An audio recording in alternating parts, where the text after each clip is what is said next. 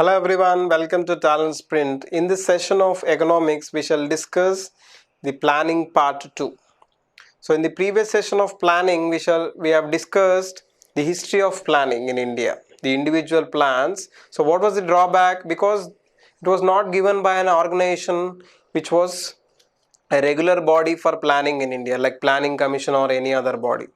So to overcome this drawback, there was a separate planning commission which was established in India to frame regular plans for India.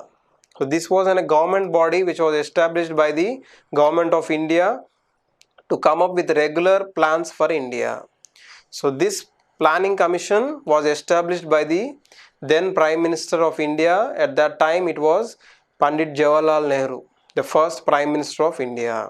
So it was established on 15th March 1950, and it is neither constitutional nor statutory body. What do you mean by neither constitutional nor statutory? What do you mean by constitutional? Constitutional body means it must be mentioned in the constitution. So planning commission is not mentioned in the Constitution of India. Then what do you mean by statutory body? Statutory body means it should have an act of parliament. It doesn't have an act of parliament. So it is not a statutory body also. Hence it is neither constitutional nor statutory body. And it was a full-fledged body for framing plans for India. Earlier people were giving their own plans, their individual plans. So this was a government body for making new plans for the developing of India. And the planning commission had an organization structure which included the chairman. So who was the chairman of planning commission? It is the prime minister. Whoever is the prime minister of India, he will be the chairing the planning commission. And next it has a deputy chairman. Do you know who has served for a long time as deputy chairman? It is Montek Singh Ahluwalia.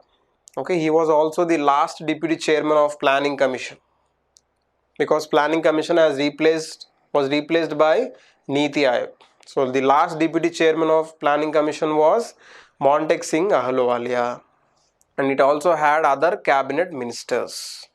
So this is about the planning commission. Why planning commission was established? To frame regular plans for India within a time limit. Okay, and next the National Development Council was established. So why this separate organization was established? Why not only planning commission was existed? Because the drawback of planning commission was it did not include the chief ministers of states and some UTs like Delhi and Pondicherry and administrators of UTs. The main drawback of planning commission was this. So does nation make states or states make nation? It's the states which make the nation. So when the states are developed, the country will develop as per the general phenomenon. So the states were not represented in the planning commission. So instead of adding chief minister's body, so a separate group was formed that was called as National Development Council. So it was established on 6th August 1952. Okay, and it is also neither constitutional nor statutory. It is not mentioned in the constitution, and it did not have any act of parliament. Hence it is neither constitutional nor statutory. Just with the signature of prime minister it was established. All the three, planning commission, NDC and Niti Aayog, all are neither constitutional nor statutory. Just the prime minister wanted to have that body, so they have come up with these separate bodies. Okay, and it consists of, again the chairman is the prime minister only, same like planning commission, but it included chief ministers of states and those two UTs, Delhi and Puducherry, and administrators of remaining UTs and other cabinet ministers. So this is the organization structure of National Development Council. So why it was established? Because to add the chief ministers and administrators of UTs. Because when states' voice is heard, the country will develop effectively. We can know effectively what are the problems of the states when there are representations from the states. Okay, so moving on to the plan preparation process. So before we start our 5-year plans, we shall see how a plan is prepared in India. Okay, so first, a basic unit of the country is a village. Like we have basic units in our body is a cell. So basic unit of a country is a village. So the villages will come up with their own plans. The panchayats and the municipalities, these are the local bodies. Rural local body is panchayats and the urban local body is municipalities. So they will prepare their own plans for their own development. We have studied in polity. They will prepare their own plans for their own development. So they submit to a body called District Planning Committee. So this district planning committee is a constitutional body. Out of the total planning process, the only constitutional body is District Planning Committee, TPC.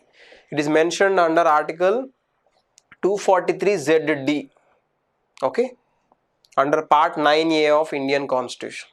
So like that, all the districts will prepare their own plans after taking the plans from panchayats and municipalities. Then all the districts will submit to the state planning board. Okay, it is headed by the chief minister, the finance ministers and other officials. So like that, all the states will submit to the planning commission. So this is the hierarchy. So first the municipalities and panchayats prepare their own plans, then they submit to the district planning committee.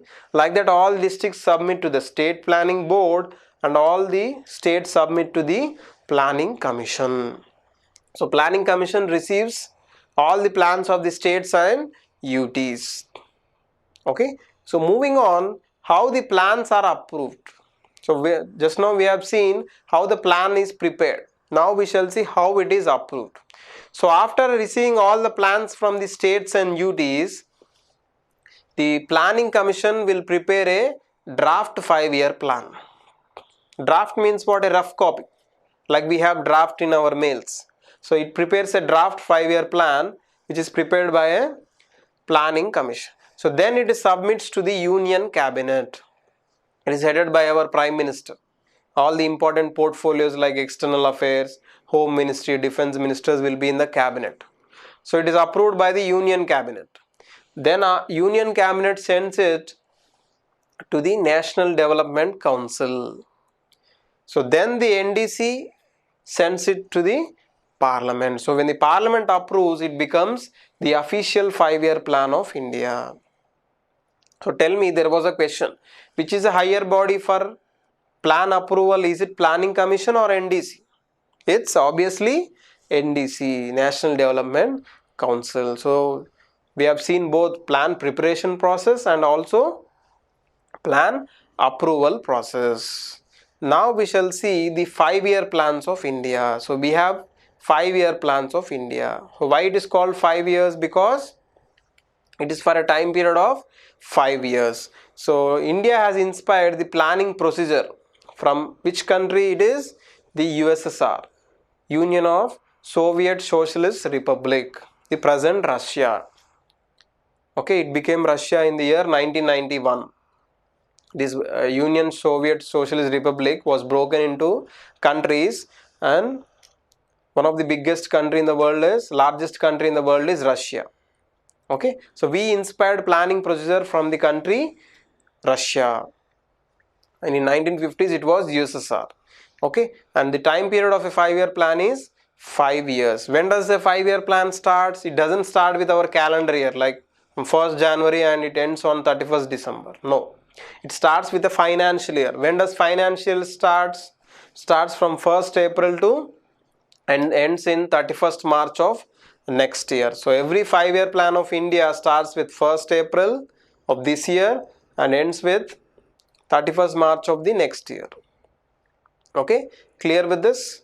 So moving on to the 5-year plans in India. So how many 5-year plans we have? We have total 12 5-year plans. This is a very repeated question in many examinations. So we have 12 5-year plans. So we need to remember all the time periods. It is easy.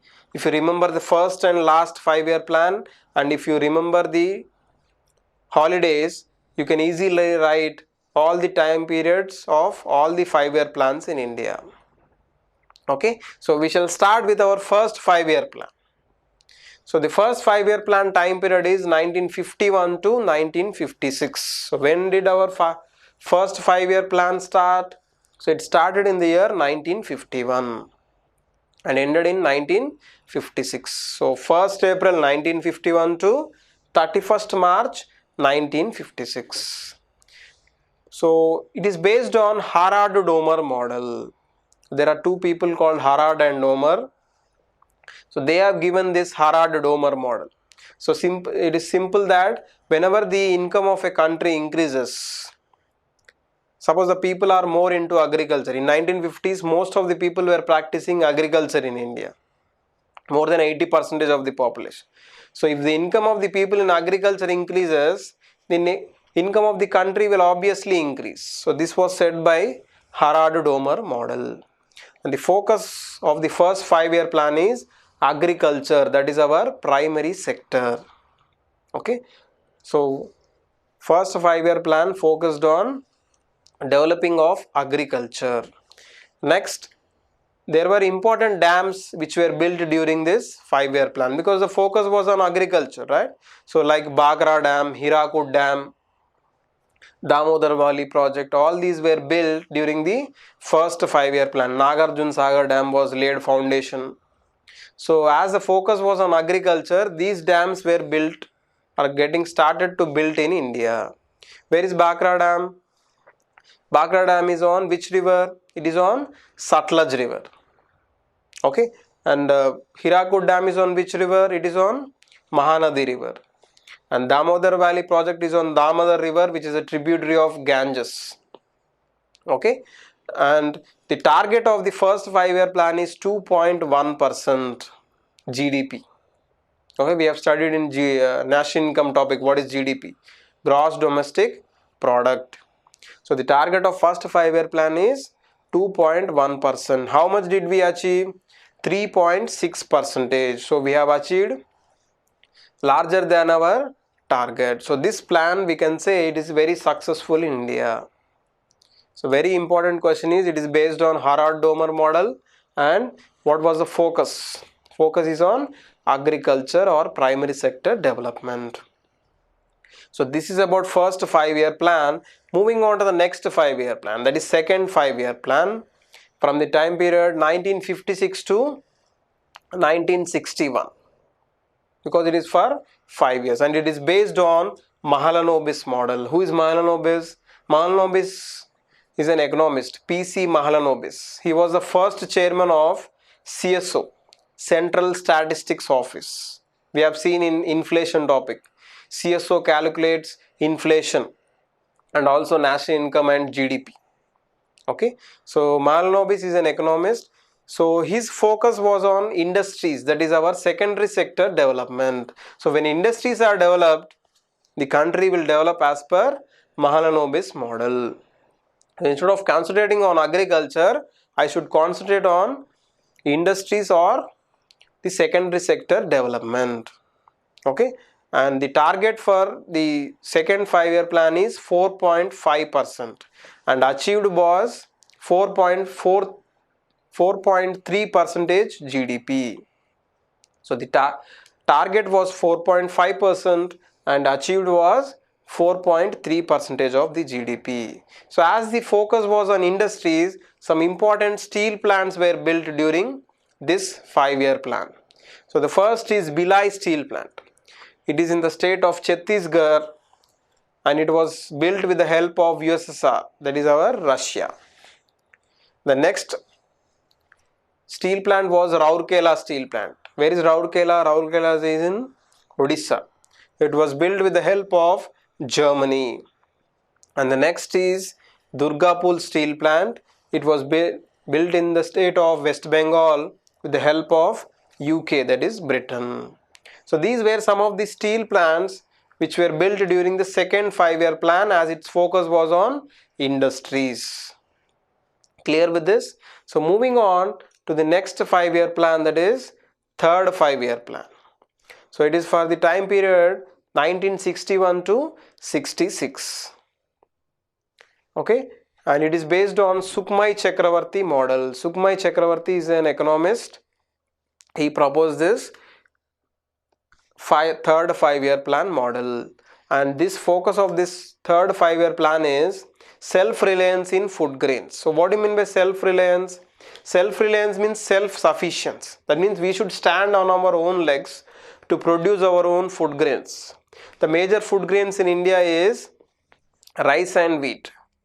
So India could not meet its targets to provide food for its own citizens only. Forget about exports, but to cater its own citizens, India could not provide its own food grains. So self-reliance in food grains was the goal for the third 5-year plan. Okay, and the important events during the third 5-year plan were, this plan was unsuccessful because some of the important events which took place. The first is Indo-China War, which took place in 1962. So China attacked India in the year 1962. And meanwhile, when China attacked India, Pakistan also attacked India in the year 1965. So when China attacked India in 1962, the national emergency was imposed in the country. So as there was turmoil in the country, this was unsuccessful this plan was unsuccessful. Okay, the target of this 5-year plan was 5.6% GDP, but achieved was only 2.8%. So this is the utmost failure 5-year plan in India. So as there was emergency going on in the country, so there was a planned holiday from the period 1966 to 1969. Okay, so there were no 5-year plans during this time periods. Okay, because of the wars going on in the country, and there were annual plans were introduced. So the most important event was the introduction of Green Revolution in India between the period 1966 to 67. So what is Green Revolution? So Green Revolution means not growing of trees. It is the improvement of agriculture in India with the use of high yielding variety seeds. What do you mean by high yielding variety seeds? Instead of using normal seeds, if I use high yielding, that means which give higher productivity. So the productivity of the agriculture will increase and India will become food sufficient country, and we can export also when we have surplus. And there were modern irrigation methods which were used. What do you mean by irrigation? Irrigation means providing water supply to agriculture, maybe through drip irrigation. I think you know about drip irrigation. Pipes will be running in the plants and there will be holes near the plants. So whenever I supply water, the water will fall exactly near the plant, and also I can supply fertilizers. So wastage will be minimized and they can be effectively used in waterless areas. So because of Green Revolution in India, India has turned from food scarcity country to food surplus country. Who is father of Green Revolution in India? Guess it. It is M.S. Swaminathan. He is the person who has introduced Green Revolution in India. He is the father of Green Revolution. Who is the father of Green Revolution in the world? It is Norman Borlaug. Okay, he has introduced Green Revolution in Mexico. Okay, so this was done during the third planned holiday after the third 5-year plan. Because of the wars which were going on and emergency was imposed in the country, so there was a planned holiday. So we need to remember these holidays. So this is a planned holiday number 1 which took place from the year 1966 to 1969. So this is all for this session. We shall meet in the next session. Thank you.